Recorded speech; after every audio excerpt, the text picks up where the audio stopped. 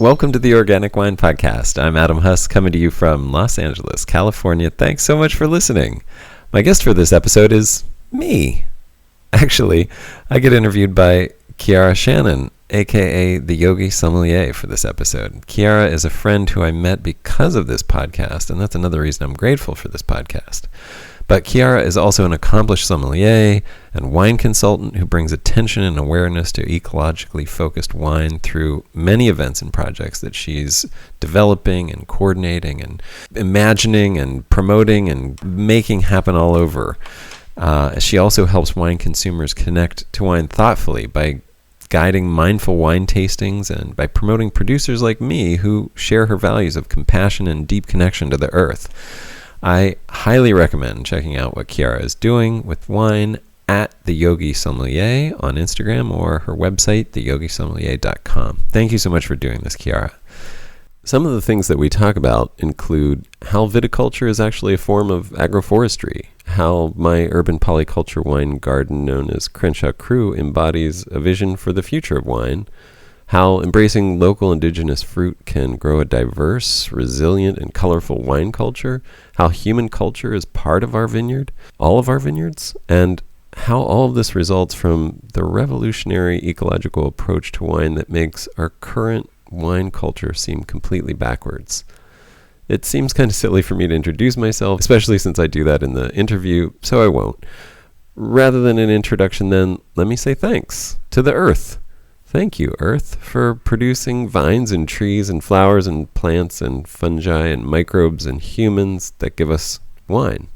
I hope all of you listening get to experience and appreciate its magic. Enjoy. Now, boom, and we're in. Thanks for doing this, Chiara. My pleasure, Adam.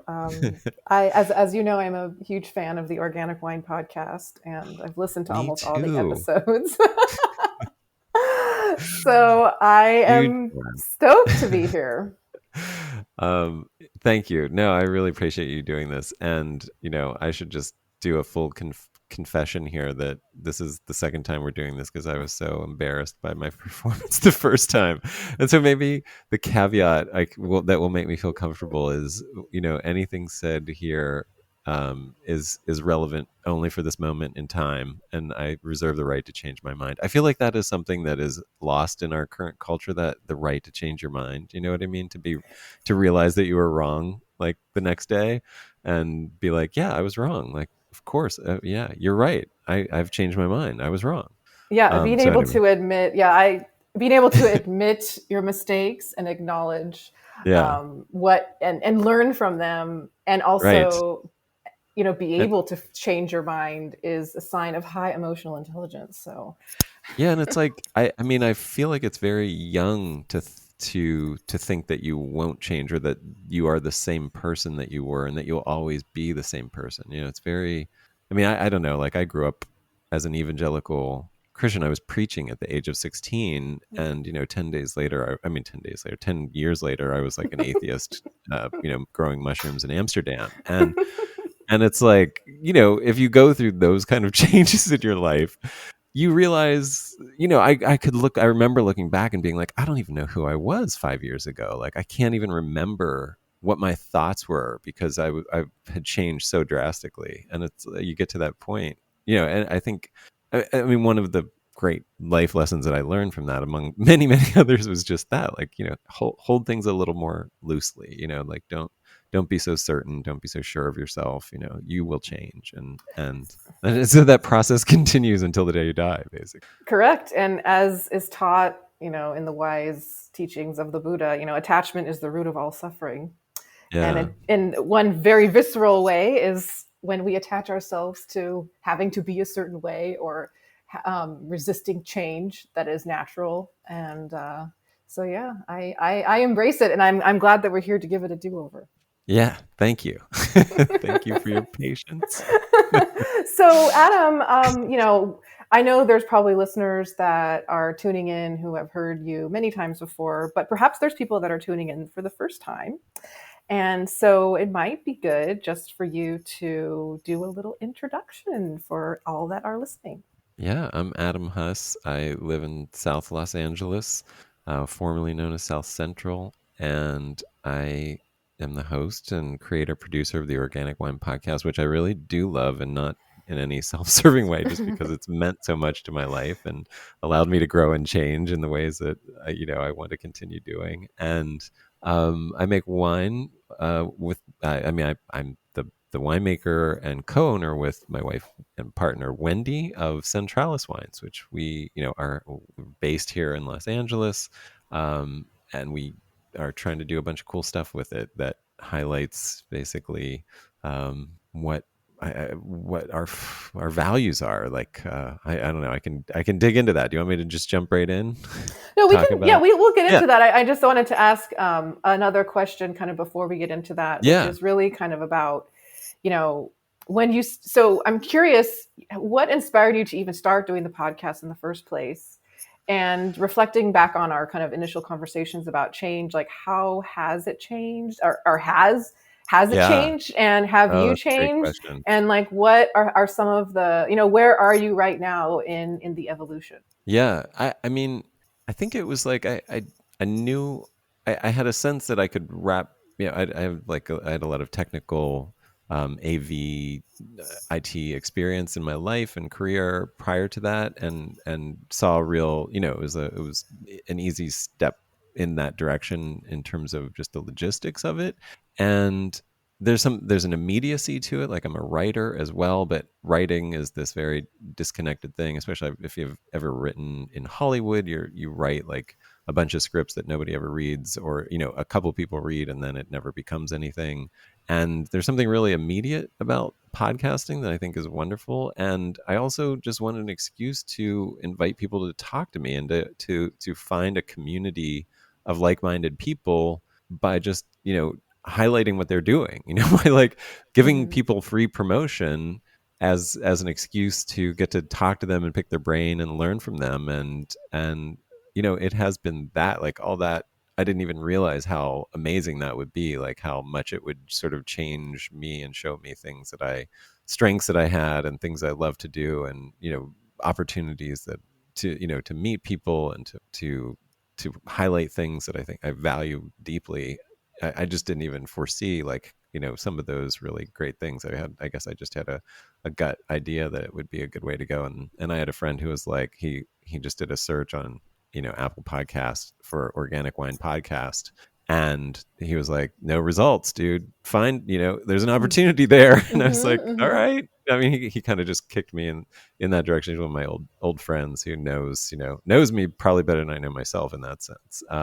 And yeah, I think the way that it has changed is just the name is now very misleading, but I still think it works. The name is, and I think it works because it worked for where I was at the moment that I started it, which was this gateway, this threshold moment of where you're getting into wine and you care enough to think about the fact that your grapes were grown organically, or that there is some importance to that term organic in relation to wine. And so if you're searching on podcasts and you do that search, just, it still attracts, I think, the right people who are, I mean, it still gets the right search results for those people who are at that threshold. Of course, it is just a threshold. And I think the podcast has become everything that is once you cross that threshold. and it's probably more accurate to call it like the ecological wine podcast, I think, is probably the easiest way to put it, or the ecological soil podcast, maybe, or the future of wine and all things, maybe. I don't know. Yeah, well, that's kind of, I agree with you. I think I feel I relate to that also because, as you know, my sort of handle in social media land on Instagram is the Yogi Sommelier. And when I started that, it really was simply because I was certified as a sommelier working in the wine business, and also a long-time yoga practitioner, and just completed my 500-hour certification. And so that was really what a lot of the content was about at the time. But now, like you, what I'm interested in and what I like to talk about and share with people is so much more than that. And that's kind of how you and I connected, really, was sort of through Media Land. Yeah, right. And Yeah, so this I podcast think, brought us together in a way, and in so that sense. And you found me because of my name, the Yogi Sommelier, and so I think it works, and yeah, I think it's a great way to attract people, because I do think that if if it was called like the Ecological Soil Future Podcast, you probably wouldn't get as many people listening. And you have to bring people in, and it's welcoming. So I have the same experience with the Yogi Sommelier. It draws people in who are interested in these things, who may not otherwise pay attention if it was more obscure. So don't get rid of it just yet. yeah. No, I'm holding on to it, and if anything, I'll probably have to just create another whole podcast. This will become its own little thing. Yeah. So, in terms of where you are today now, so I think, as I understand it, you started doing the podcast so you could connect with people and also learn and share information about like organic farming and natural winemaking, or organic winemaking. But now it seems like you're in a much different place. Have you shifted your attitudes about farming and winemaking in the process? Well, I mean, the core is still there, but yeah, I mean, so the core at the time was like I cared deeply about the environment, and I cared deeply about our world more than I cared about wine. Even, I mean, I came to that realization, Mm-hmm. which is when I started Centralas, which was like I wanted to start a winery that wasn't about wine, that didn't center wine, that centered the world that wine grew out of. And in my in my understanding at that time, that meant like really caring about organic farming and removing these, chemical pesticides and, herbicides and chemical fertilizers from our world that are polluting our water and our air and our soil, and having all kinds of downstream effects on human health and well-being, and as well as all life health and well-being, not just us humans. And so in that sense, that really hasn't changed. But I think when we call Centralis an ecological winery, I think where I'm at with it now is it completely flipping that on its head, because it's sort of like organic is you take conventional and you try to make it better. And ecological is you start on the complete other end of the spectrum with a natural ecosystem, with the world unpolluted by human, or untainted by human attempts at agriculture, and you try to listen to it and become a student of it and learn from it, and then use your skills as a human, like our special gifts, our special human gifts, to enhance those systems to provide greater and greater abundance without within that system, within the context of that system, coming from that idea of using its example and using the things that it's strong in. And if you think about conventional farming as this fragile, unsustainable, high input, pollutive system, and a natural Mm-hmm. system is the exact opposite. It's extremely resilient. It is long lasting. It's basically an eternal system, a continual cycle, that doesn't produce any waste and requires very little input or no input. No, it's this closed loop. And so starting from that end seems like the smart way, because there's so many more benefits. And then the only thing that it doesn't really have are these, abundant yields of things that humans can consume or drink. I mean, I guess that's a form of consuming. And so that, I think, is where I am, where I've flipped my understanding now, is that way. I think that's what ecological, that's why it's ecological. It's like coming from that direction entirely. And I, it's going back to Buddhism, it is that thing where it's like the human ego. I'm even at that point with the winemaking where I'm making wine from a vineyard now that's like over 100 years old, and there's been like these generations of a process that I'm now very fortunate to participate in. And like the first time I get grapes from there, I was like, okay, how do I, can I come out and test the grapes? Like, how do I determine when to pick and da da da? And they're like, oh, you don't determine that. Like, we tell you when it's your time to get your grapes. And I was like, what? I was like, wait a minute. I'm a control freak. I'm a winemaker. It's like do you understand that that's what winemaker means, right? And, So true, and so true. and and then yeah, they're like, yeah, no. I was like, okay, so I'll try it out. And now, like, my thinking about that is completely flipped on its head as well, where I'm just like, I'm so excited to not to like have that taken out of my hands, where I'm, my winemaking is reactive rather than ego driven. It's like, let's see what this vintage brings, let's see what the grapes bring, let's see what this process, like, how do I jump into this process and enhance it, like just by wherever it is, like, and I'm just fortunate to be part of this thing that is so, so much older than I am and will last so much longer than my short life here on Earth. And so I think that's a really exciting change that's happened, I think, as well, just even in the technical winemaking, that kind of idea. So that's, I don't know. I love that. And I think I've heard you say this before, perhaps on the podcast or in person, which is shifting from sort of thinking that you're the winemaker in charge and calling the shots to where now you're the student receiving the wisdom from the plants. Yeah. Like, I definitely feel like my viticulture has improved the less I think I know what I'm doing, and the more I pay attention, to the vines and what they're trying to say. Yeah, and there's something that makes a lot of sense about that, because really we aren't in charge. Like, we aren't. We're just human beings on this planet, on a rock, spinning around in the cosmos, and this notion that we somehow are in charge is sort of the great lie, that leads to all the suffering that we talked about in the opening of the conversation. Yes. And so it makes sense that it probably feels pretty good and rather natural to sort of be in the appropriate position in the chain. Right. Right. Go ahead. I was just saying, the appropriate position in the chain, sort of acting where you are. The grapes have ripened, they're picked, you're doing what you can, and you're just going to kind of pass the energy along and give it what you can give it. It's a more natural way to operate.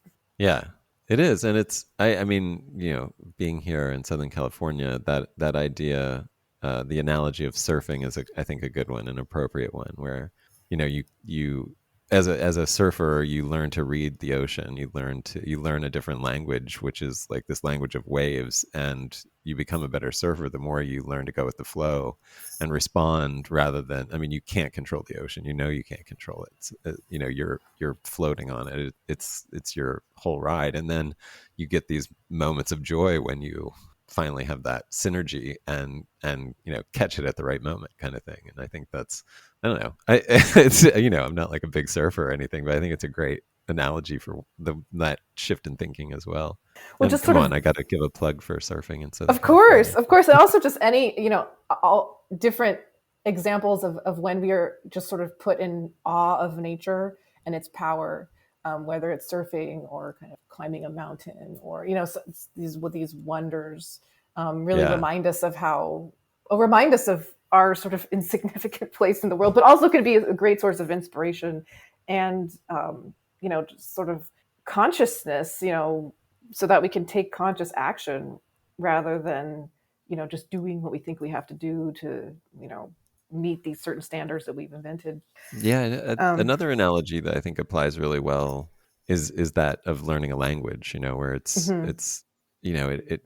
this, I mean, I always say, like, if you get those quizzes where it's like, what would be your superpower if you could be if you were going to be a superhero, what would your superpower be?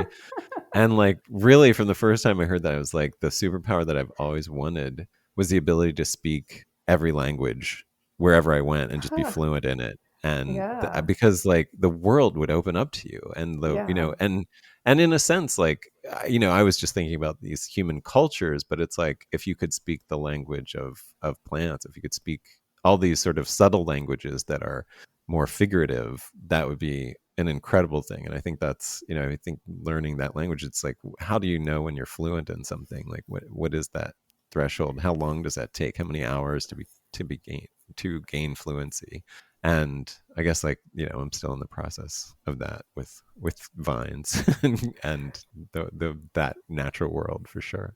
Well, one thing that's really enchanted me about wine is how it can help as a facilitator for communication and connection, even despite language barriers. When you can travel to a foreign place, and if there's wine on the table, everyone is connected and kind of communicating in a way, even without language. And I think that's something about it that has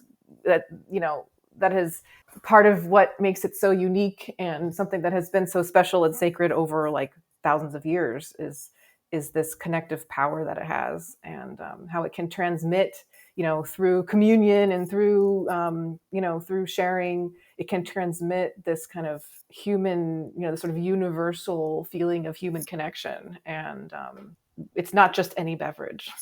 Yeah. No, I mean, wine, I love anthropomorphizing vines, grapevines, because I like this story that they are really the reason that I'm into wine and making wine at all, because I think they dangle these lures out there like fishermen, they're like, and you come upon them by fate and by chance, and you swallow them, and you groan with pleasure, and you have no idea why this like magical experience is happening. And if you're the right person, it just blows open, your curiosity, and you start rabbit holing and end up suddenly starting a podcast and a winery. Yeah, exactly. So I want to, yeah, 15 years later, or 20 years down the road. Yeah, so true. I mean, so like bring it back to earth a little bit. So how are you doing this? So I know some people, growing grapes and having a permaculture garden in South Los Angeles is not something that everyone is doing. And so what you have is very unique. And I'm just curious, and perhaps others who are listening might be curious, like, what exactly are you doing there? Like, how are you creating this place in where that's called Centralas? Yeah, I mean that. I guess I mean with our yard, with what we call Crenshaw Cru, which is our our lot that it was grass with like there's one orange tree that we've kept, and the rest of it is all new plantings of things, many things. And we've basically converted it into what we call a perennial wine garden, a polyculture. It's polyculture, it's permaculture, it's all these things. It's these essentially, like I said, starting with a forest ecosystem and trying to reimagine, trying to enhance that and develop it in a way that it makes it a little more abundant. It makes it a little more fruitful, that in the way that human desirable fruit kind of thing. And but really, I think it started with just wanting to grow our own stuff that we could cook with, because I love cooking, and I wanted anytime you get into whether it's wine or cooking or whatever, that it's the ingredients that makes the difference. It's like having a fresh, deliciously ripe thing is the dish. Like, like you look at Alice Waters cooking, it's just like you serve a peach if it's grown well and it's perfectly ripe. Like, like the natural food is just it's its own delicacy. It's incredible. And then if you just bring your own human skill to bear, your gifts as a human to bear on these things, like, so that's what I really wanted to do. And it wanted to have these incredible ingredients to use in my life, because I'm kind of a hedonist, chef, winemaker, lover, and it will just the more pleasure, like the better you grow it, the more delicious it is. And because it's only like a small LA lot, it was about packing as much into that as possible while still allowing enough light for everything to grow well, and then thinking all at the same time about how these things can benefit each other, and how to plant things that are water wise, that are actually adapted to this climate, and that also sort of function in the layout of our yard, so that we could have things like evergreen things in the front yard, so that it would look good, so we wouldn't have these sort of like half the year just sort of empty trees because all the leaves had fallen off. But we would always have like a nice curb appeal in the front. So it's a weird thing to think about, but when you live in a city, it's something, I think it's a consideration out of just being considerate with your neighbors and the look of your neighborhood. You want something that looks beautiful and lovely. as much as possible. I mean, our yard is definitely a little messier than probably some of our neighbors would like. But and then things like planting big shady trees on the southwest corner of the yard, so that you have this sort of passive solar where in the summer you get these nice shade, and then the leaves fall, and in the winter you get the warmth from the sun because the leaves have fallen, and just creating like micro climates within your tiny little thing. And so now that 10 years after the majority of these plantings started, we have this kind of like becoming mature food forest, wine garden, I call it. Wine forest is probably a better way to call it, but it's too small for a forest maybe, so wine garden. And I'm realizing like all of these things could actually apply at scale potentially. Like I just sort of Mm-hmm. realized, this like we're now in this situation where in California, I mean, in wine in general, historically, we've always wanted to expose wine, vines to as much sunlight as possible because you need that to ripen the grapes. And traditionally, the riper the grapes the better, because so much of that tradition comes from Europe, which is so much further north than us. But here in California, for a long time now, enough sun hasn't been the issue. And in fact, I now think we're at a time where we're investigating a lot of ways to increase shade. Well, Mm-hmm. and that's how we're going to maintain quality and enhance quality, is by increasing the shade.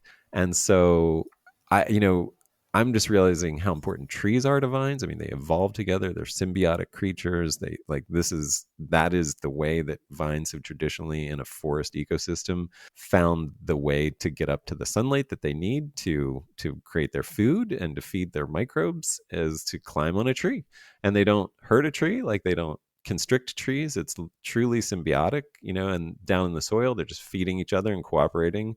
And up and then the vine is using and has learned to grow a little quicker than trees, so it can climb up to the top of the tree as the tree is growing and stay up there in the canopy of the tree to get the sunlight, so it doesn't get out competed by these big canopy trees. And so the more that we can incorporate them into vineyards, I think the better. And now we have this great opportunity where I mean, I don't think you have to like, I'm really excited about at some point, and I'm trying to become an expert in growing vines in trees, and Mm-hmm. how to make that work in a vineyard system. How do you net for birds if your vines are grown in trees, or how do you harvest easily and like at scale if you have vine trained trees, like how do you do that? But I think there's ways, just like with Crenshaw Cru, to build these little plots that have trees, which are now south side trees, are mature enough that they're starting to provide shade during the hottest part of the day for these vines, and it's actually perfect.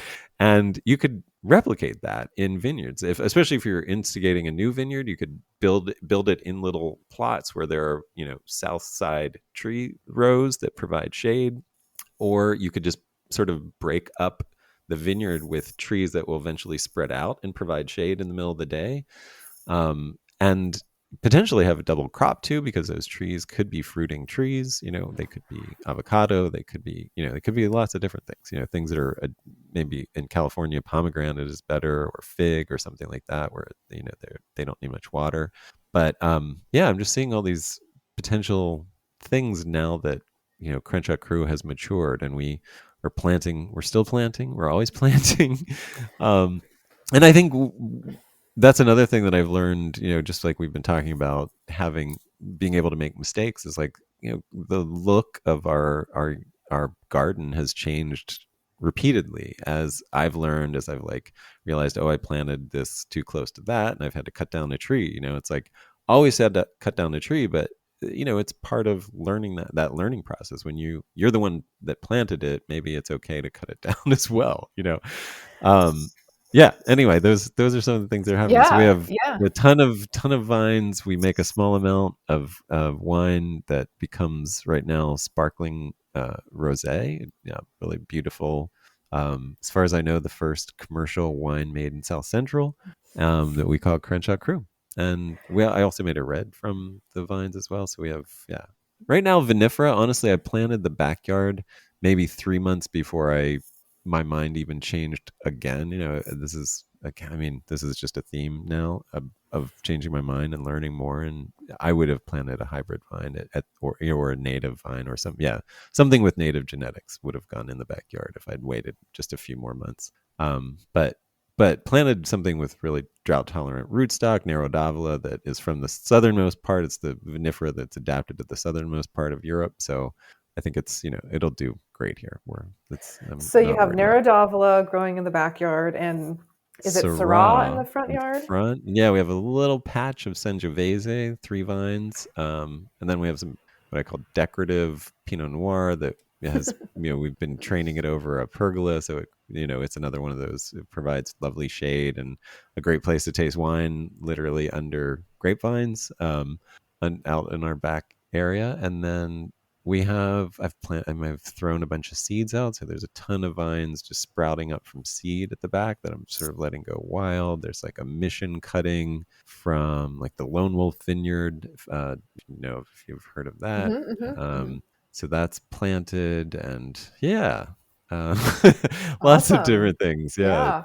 so we'll see what happens Cool. with all that. Yeah. And I know that you've talked about this a lot. I mean, this has become a big theme on the Organic Wine podcast.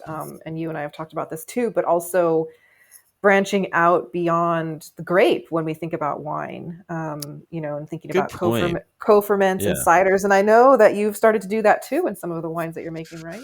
Thank you. Yeah. Well, I mean, and that's the other thing too, is like, I because I'm in this thing, I forget to say that, but my understanding of a vineyard is not just rows of vines. It is like it's this dawning realization once you start understanding soil ecosystem, soil microbiology, and then how that expands it's weird. Like you go back to the soil and it expands your whole world, and you realize, okay, the vines are part of this bigger ecosystem, and then trees contribute to that, and everything contributes to that, and it expands beyond, just what the rows of vines are, to include all the animals that participate, all the plants that participate, and then the humans. Like us humans make a huge difference on an ecosystem, and we are part of that ecosystem, and the kind of impact that we make is in large part determined by our culture, the culture that we are growing out of. And so our culture becomes part of that ecosystem. And by tending our culture, we're literally tending our vineyard, because the choices that we make of what to spray, of what kind of fertilizers we're using, of that idea, just the way that we think about viticulture is determined by this culture that we grew up in. And examining that and thinking about how that can limit us or be detrimental to the idea of viticulture is, I think, a really important thing. And that's, obviously a big part of the process that I've been involved with through wine and through this podcast. And so, I think that's really important to think about. And so within our vineyard, and just within Crenshaw Cru, we have all these other fruit trees. And so, yeah, like I just started looking around and being like, I think this is that ecological approach, is like, what is happening already in nature around you, and working with that, rather than coming in and being like, I'm going to clear out nature and impose my ego on this soil and plant vines of this kind, one of 5 French varieties, Yeah, usually. right. um, and the flip of that is like, let's look at this landscape, see what is already happening there, and see how we can build on that. How can we just like enhance that? And so, I kind of repeating myself there, but the way I approach that in an urban place where I live is there, I look around the neighborhood, I walk around the neighborhood, and there's tons of fruit trees that have been here for decades, and a lot of that fruit is just rotting on the tree. And so I started, I'm starting small and just talking like, so we have an apple tree. So I started asking neighbors about if anybody had any apple trees. So my neighbor across the street donated their apple tree this year. Another neighbor not too far south of here donated their apple tree. And so we made a cider from just neighborhood apples and some Crenshaw Cru apples. And then I threw in some pomegranates because I wanted it to, I wanted it to be, like a rosé cider. That didn't quite work out, but it added something unique and kind of fun to it. So and I think next year I'll probably get there. I'll just like wait a little bit longer, wait for the pomegranates to get a little bit, or a few more of the pomegranates to get ripe before adding them. And, but yeah, it's already in bottle, sparkling, delicious, and yeah, it's I like a beautiful cider from South Central, and then I'm making like an orange cider similarly, because there's just tons of citrus fruit around the neighborhood. So I'm experimenting with different recipes to make that palatable, because the citric acid can be a real intense, almost bitter sort of sourness that isn't super pleasant once you ferment the sugar out. But now I'm finding like just aging on lees for a while is actually turning Hmm. it into something kind Yeah. of sublime and fascinating and creamy, and it's almost like like a if you could cross a creamsicle and a mimosa kind of vibe. Yeah. Like, Totally. Yeah. Yeah. um Yeah. Yeah. so Totally. yeah, some fun stuff. Yeah, stuff like that. Just trying to like, and then of course, we work with prickly pears, and prickly pears are native to this land. And I just happened to stumble upon this incredible orchard of prickly pears out on the coast in Rancho Palos Verdes, which is that I may not be able to source from them ever again, because it's becoming an ecological preserve, actually, which is wonderful. I mean, it's sad if I don't get to get the prickly pears. I'm Mhm. talking with the city about being given permission to do that, but um, essentially, it's this historic farm. So all of Rancho Palos Verdes was farms that were leased by Japanese American families up to World War II, and then they were kicked off and sent to internment camps. And this one guy came back after World War II and started leasing some land and started farming it, and kept that lease basically up until the 2000s, his family, and then transferred or sublet it to a Mexican guy named Martin, who I met. And the lease for Martin was just taken away from him in this summer. So that place has was this historic farm. They're in process of making it a historic landmark, the Hutano farm. And Martin was the guy who gave me permission to harvest his prickly pears, which basically just growing.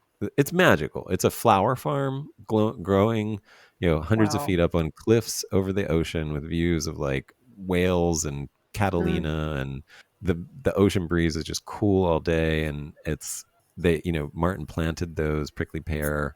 I mean, there's tons of native prickly pear around there as well. So it's actually like a really diverse prickly pear area. Strangely, I mean, it's like Mm. this Mhm. amazing, amazing like ecological place, because there's at least 3 different species of prickly pear growing all on this hillside, and flowers. And it's kind of magical. Honestly, you're there, and it's like, and the other thing is, it's right out on the coast, so it can be like 90 degrees here at Crenshaw Cru, and then I take Crenshaw south, and it literally ends almost at the farm on Rancho Palos Verdes, and it's like 72 degrees because of the ocean breeze, and it's gorgeous. And I'm out there picking prickly pears, in these like 8 foot tall corridors that have been macheted out to be able to just access them at all, because they're now 20-year-old or plus prickly pears, the ones that Martin planted, and they're all different colors, and every color is a different flavor, the fruit that is. And yeah, that's been something really fun to just tell that story, and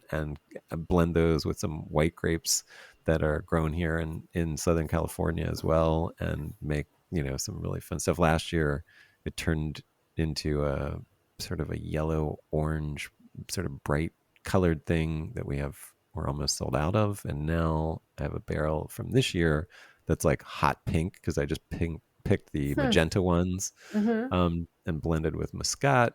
And yeah, it smells like guava and looks like, I mean, it's hot pink. It's amazing. So I'm Wow. excited by it. Yeah. Wow, that's really cool. Yeah, I've had your prickly pear wine and it's delicious, and I love introducing it to people because I think it's really a great, talking about thresholds. It's a really great way to get this conversation going with people about appreciating wine and its great diverse Yeah. potential. I mean, I just So I'm really, excited to try the pink one. yeah, yeah. I I mean, and can't wait. part of that was just like, I wanted, I wanted to showcase fruit. I mean, we're in this horrible drought. I mean, horrible. I mean, this long, extreme drought that will probably get worse, and our climate will probably change, for our lifetime. I mean, we'll see it get hotter and drier, Hmm. and with less water. And I, I, I mean, frankly, there's a survival aspect of it too. It's like, we need to learn to make wine from things besides something that needs to be irrigated to Right. survive. Yeah. And and appreciate them. And people need and to learn that. appreciate it. Yeah, learn Yeah, how to there's, work with them, learn what their strengths and yeah, weaknesses are. Like getting good at making wine with a fruit takes a while. You have to right. learn what what it does and how it reacts and how it ages and things like that. It's so, I just wanted to start that process and start that story about, hey, this thing is never sprayed, it's never watered, it's abundant, it's delicious, and here it is. Yeah. Um, I hope the so city lets you I I'm confident. Keep pushing. I think if yeah, you keep pushing, that they'll let you farm it. I mean, I think that's really something that would be desirable. I would hope would be that someone would tend the land, yeah, even within the constraints that there may be for it being a nature preserve. I still think there's a way. I would hope for that relationship to continue, because it really sounds like an amazing place and an amazing resource, and so keep asking. yeah, definitely. No, I've offered them, to like make a contribution for every bottle sold, to use the wine Yeah, as a way to tell the story of their totally. ecological preserve and that historic landmark, which is what I want to do with it anyway. Which I think, it's just like serves both of our purposes, really. I mean, so That would be great. yeah, That's a great idea. I mean, I know that those types of relationships exist with other nature preserves. There's yeah, other examples out there, but I'm optimistic. I think that would be amazing if you could do that. yeah, I would like to go there. I've actually never been to, because I believe you can actually go and there's like hikes and you can walk around that yeah. area. Yep, Yeah, it's called the yeah. Prickly Pear The Trail, Prickly Pear actually. Trail, the Prickly Pear Trail out in Palos Verdes Yep, yep. It's for right people who by are the City listening. Hall. Yep. Awesome. Yeah, awesome. Yeah, well, such amazing stuff. You're here in LA, and how can people get in touch with you if they want to try your wines or learn more, or any of these things? Yeah. What's the best Uh, way? uh, we're on Instagram at Centralas Wine or at Organic Wine Podcast if you're interested in the podcast. Website is centralaswine.com, and it's Centralas with two A's, Centralas wine.com. That's probably the best way. And Everything's you're there. doing and on there, I know you have some events coming up in town. Yeah, A yeah. couple, right? You have a couple Yeah, coming up. totally. Yeah, that's right. Including one with me, which is going to be super Yes. fun. Yeah. Talk about. I was also going to open it up to final thoughts and remarks if you Yeah. had I it. mean, I mean, I think, I probably reiterated this mindset shift that I've undergone and how I'm trying to represent that in wine. But I think this vision, I could probably try to convey this vision that I have for the future of wine, which is more and more people, more and more winemakers thinking about wine this way, where instead of like, I know vinifera is wonderful, and nothing I've said is meant to disparage vinifera. I love vinifera. It's what made me fall in love with wine. It's what lured me to my destruction, which is why I have a vinifera wine called Siren that I'm selling. But France and Italy and Germany and Spain do it really well and have for a long time. And I think we have our own indigenous wine culture here that is just at the beginning. We haven't Hmm. we haven't even explored what it could be to any real deep degree. I mean, I talk about breeding grapes. I think like every viticulture, everybody who's into wine should learn to breed grapes. I know it sounds like a big deal, but it's actually much easier than you'd think. And start crossing our indigenous grapes with whatever you like to get whatever results you think would be beneficial for where you are if you're into grapes, but also to keep an open mind to everything else, all the other ingredients, because when I come to your town, I don't want to taste another French wine grown in your town. I want to taste what your town tastes like. I want to taste wine that can only come from where you are. And that's what I'm trying to do here. It's like if we all start doing that, I mean, what a diverse, beautiful, colorful rainbow of experience you can have in the wine world if we all start thinking, and heading in that direction, rather than just people. I mean, I won't give the alternative, because I think we've been living in the alternative, and everybody knows the alternative for the last 70 years, and I think like it's really beautiful time for a change, and I think it is happening already. So I'm really excited to see what happens, and hopefully be fortunate to be part of it to some degree. Yes, you're definitely part of it. I think in LA, you're certainly leading the way in this movement, and it's really exciting for me to, learn from you and see everything that you're doing and taste the many iterations of what comes from Crenshaw Cru and Centralas along the way. So, yeah. Great. Well, on that note, Adam, thank you very much, and I hope you have a wonderful weekend. Thanks, Kiara. Appreciate it. Thank you. The sponsor for this episode is, surprise, surprise, Centralas. A couple things that you didn't learn about Centralas from this episode is that we list every ingredient we use on the labels of our bottles, and we don't list any grape or fruit varieties on our labels, like Petite Pearl or Kingston Black. We list every ingredient on the label of every bottle of wine, including what we use for tirage or dosage, because we believe in transparency and we want to eliminate natural washing. We don't list grape varieties for many reasons, grape or other fruit varieties, because nature doesn't have a favorite variety of grape, for example. It grows many, many varieties of grapes and selects the ones that are best adapted to where they grow at that time in history.